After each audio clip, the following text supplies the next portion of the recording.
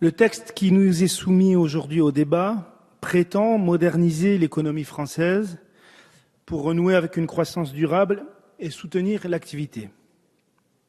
D'emblée, signalons une divergence de vocabulaire.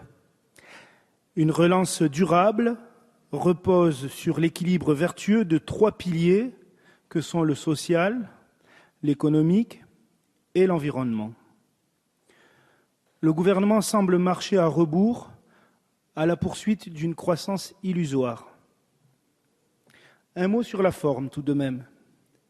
Peut-on qualifier de vraiment démocratique la méthode qui consiste à recourir massivement aux ordonnances et à débouler, à l'image d'un éléphant dans un magasin de porcelaine, dans le code du travail, dans le code du commerce, de l'urbanisme, de l'environnement, des transports, en quelques heures, à travers un seul texte et sous la houlette d'un seul ministre.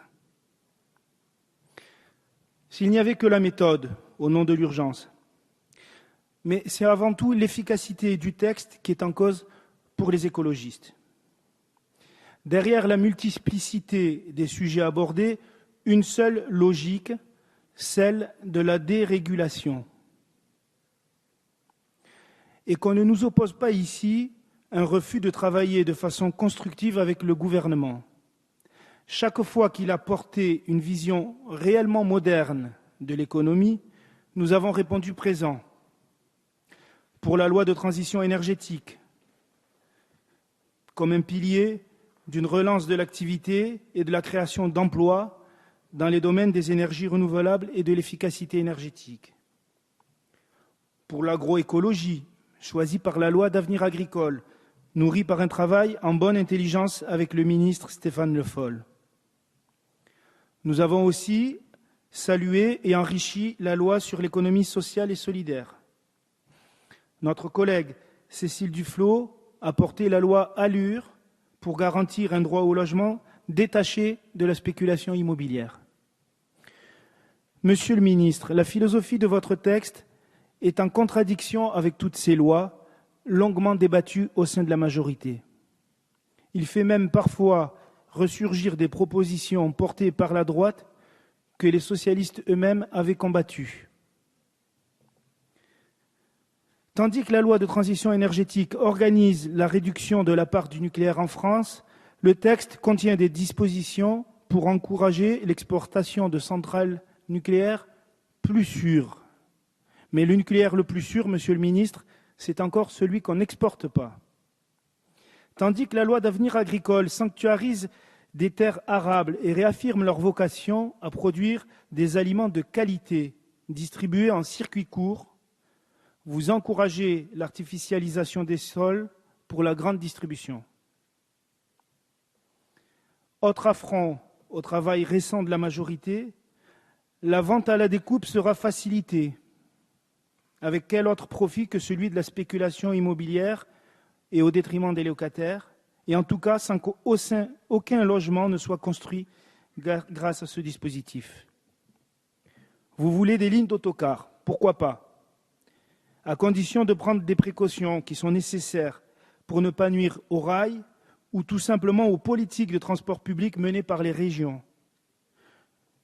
Ne retombons pas dans les erreurs du passé, celle de l'effondrement du fret ferroviaire et l'envahissement des routes par les camions. Vous voulez enfin banaliser le travail du dimanche. Ce sera un recul pour les salariés, souvent des femmes, souvent des mères célibataires sans solution pour garder leurs enfants. Ce sera un recul pour le petit commerce, soumis à la rude concurrence des grandes surfaces. Ce sera un recul pour la société tout entière, à laquelle on promet comme seul idéal celui de la consommation 7 jours sur 7. Votre texte ne contient, en revanche, aucun article sur l'économie sociale et solidaire, sur l'économie collaborative ou sur l'économie circulaire. Vous voulez moderniser l'économie, mais avec les recettes du passé. Au terme du débat en commission, nous pouvons dresser un premier bilan. Il y a des gagnants et il y a des perdants. Les gagnants, Bercy, bien sûr. les sociétés autoroutières, les grandes enseignes, le nucléaire, la publicité, la spéculation immobilière. Et au rang des perdants, les salariés, toujours plus précaires, les femmes, les locataires, le petit commerce, le rail et bien sûr la protection de l'environnement.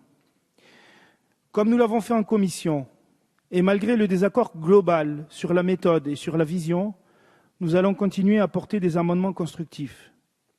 Mais au bout du débat, si être moderne revient à faire primer les intérêts de quelques lobbies économiques sur toute autre considération, alors les écologistes s'opposeront. Merci.